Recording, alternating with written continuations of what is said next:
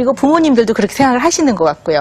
그러다 보니까 소수를 제외하고 너무나 많은 사람들은 다 실패자 같은 느낌이 드는 거죠. 소수만 성공을 하는 사람들이고요. 그러다 보니까 정말 주관적으로 행복감을 느끼지 못하는 것 같아요. 그래서 우리 아이들이 정말 제대로 꿈을 찾아간다는 거는 자기 자신을 잘 파악해서 자기의 장점뿐만 아니라 자기의 미숙한 점을 좀 인정하고 그리고 어떤 인생에 있어서 큰 뜻을 이루기 위한 그런 목표를 잘 설정을 해서 꾸준히 거기에 따라 노력을 해나가는 과정이 정말 제대로 된 꿈을 이룬다고 볼 수 있거든요. 근데 우리 아이들이 이런 꿈을 좀 이루는 데에는 나라에서도 도움을 좀 많이 주셔야 될 것 같아요. 그리고 쭉 오늘 정말 말씀드리면서 많이 공감이 됐는데요. 제가 꼭 드리고 싶은 말씀이 한 생각이 났거든요. 근데 저도 일하는 엄마거든요. 근데 아이를 하나밖에 못 낳았어요. 왜냐하면 일하는 것 때문에. 저희 아들이 지금 중학교 3학년인데요. 사실 저는 지금 너무 후회가 돼요. 하나 더 낳을 걸 이런 생각이 들거든요. 근데 저 같은 생각을 하는 엄마들이 참 많을 것 같아요. 왜냐하면 아이를 어디 제대로 맡기고 교육을 시킬 수 있는 여력들이 많이 부족한 것 같아요. 경제적인 거든 아니면 경제적인 면에 문제가 없어도 보낼 곳이 없거든요. 그러니까 일단 가장 기본적인 게 해결이 안 되는데 아이의 꿈을 찾아주고 뭐 이런다는 건 참 어려운 문제인 것 같아요. 그래서 나라에서 해주셔야 될 부분도 있는 것 같고요. 또 저희들 부모들이 노력을 해야 되는 부분도 있는 것 같고 저희 같은 또 전문가들이 해야 되는 역할도 있는 것 같습니다. 네. 그렇습니다.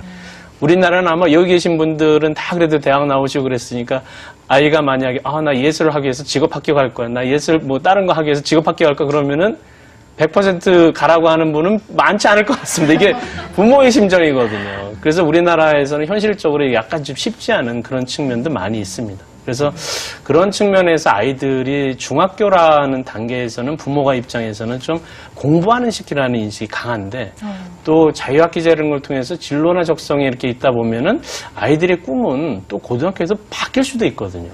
또 많은 부분에 보면은 고등학교 3학년 때 지금 수능이 얼마 안 남았는데 수능 시험 본 다음에 또 막 그냥 아무 대학이나 그냥 지원하는 그런 경우도 발생을 하는데 좀 이르다는 그런 비판도 좀 있고 또 학부모 입장에서는 조금 우려스럽다. 이게 나중에 또 바뀌면 어떻게 될 거냐. 또 요즘 정책이 워낙 자주 바뀌어가지고 뭐 어떤 정책 하나 내놓으면은 계속 5년 후에 10년 후에 가는 게 아니고 오히려 학부모 입장에서는 느긋하게 내 마음대로 해야 된다라는 내 마음대로 부모 교육이 또 막 진행을 해서 사교육도 많이 활성화되는데 이런 부분들에 대한 것이 대안이 좀 있어야 될 것 같습니다. 어떻게 뭐 교육부에서는 정책을 어떻게 좀 안정적으로 하실 대책이 있는지 저도 한번 궁금합니다. 말씀하신 대로 아이들한테 꿈과 끼를 찾아줘야 되는데 사실은 꿈이라는 것도 끊임없이 변하지 않습니까? 이제 초등학교 때 가졌던 꿈, 중학교 때 이렇게 계속 변화가 갔는데 어느 날 갑자기 꿈이 생기는 것도 아니거든요. 그렇죠. 그러니까 아이들의 꿈과 끼가 무엇인가를 하려면은 꾸준히 관찰하고 생각하고 서로 토론하고 이런 과정이 필요합니다. 그래서 초등학교, 중학교, 고등학교 전 과정에 걸쳐서 이제 아이들의 진로 교육을 대폭 강화하려고 그럽니다. 이때 이제 학부모님들이 꼭 유념해 주셔야 될 게 아이가 그때 꼭 무엇이 되겠다고 해서 꼭 글로 가는 건 아니지 않습니까? 이것을 억지로 이렇게 너는 그렇게 원해도 그거는 옳은 길이 아니다. 이 길로 가야 된다. 이렇게 되면 아이들 꿈이 꺾입니다. 어떤 때는 이렇게 그 시기를 지나가게 지켜봐 주는 것이 도움이 될 때도 있거든요. 아이도 한 살 한 살 먹어가면서 세상에 대해서 새롭게 이해를 하고 바꿔가기 때문에 이제 부모님이 아이의 꿈과 끼를 찾아주기 위해서 여러 가지 조언도 하고 엄마 생각에나 아빠 생각에는 이게 좋을 것 같다 이렇게 얘기를 해도 이거를 아이들이 예를 들어서 중학교, 고등학교 단계에서 아니다 너는 무조건 이렇게 해야 된다 그러면 아까 얘기한 대로 아이들의 어떤 성취 동기를 꺾어버리는 일이 되게 됩니다. 그러니까 열심히 공부하고 일해야 되는 동기가 생기지 않게 돼버리는 거죠. 그러면 그 아이는 정말 부모님이 원하는 것처럼 열심히 공부를 안 합니다. 근데 설사 내 뜻이 그렇지 않다고 하더라도 예를 들어서 만화가가 되려고 하는 아이가 있으면 부모님 중에 그거 찬성하는 분 많지 않을는지 몰라요.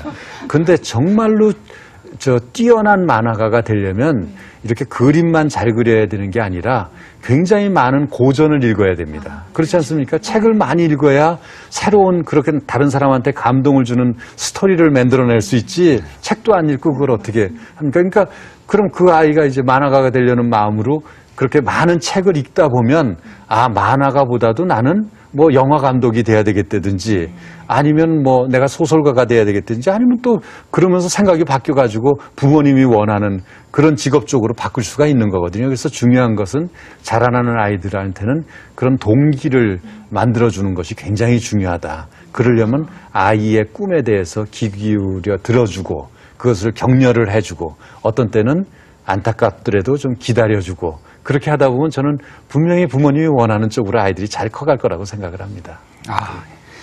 장관님 말씀 감사합니다. 어떻게 어머니께서는 좀 네. 풀리셨나요? 네, 많이 풀렸어요. 오늘 참 어렵게 이렇게 특별한 시간을 만들었는데요. 이 방송이다 보니 시간이 넉넉지 않았습니다. 오늘 바쁘신 와중에도 함께 해주신 우리 장관님, 또 박사님, 교수님, 어머님 정말 감사합니다. 네, 고맙습니다. 감사합니다. 감사합니다. 내일도 EBS 부모 10주년 특별 대담으로 마련이 됩니다. 내일은 조윤선 여성가족부 장관 모시고 일과 가정의 양립, 이 얘기도 또 할 얘기가 좀 많죠.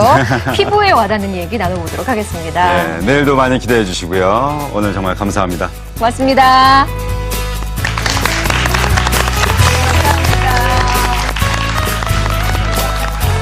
도움 주신 분들께 주식회사 윙하우스에서 이화동 배낭 세트를, 온가족 순한 보습 브랜드 더마비에서 보습제 세트를, 피부의 고향 시드몰에서 베이비라인 세트를, 아동교육 출판 아이세움에서 수학세움을 드립니다.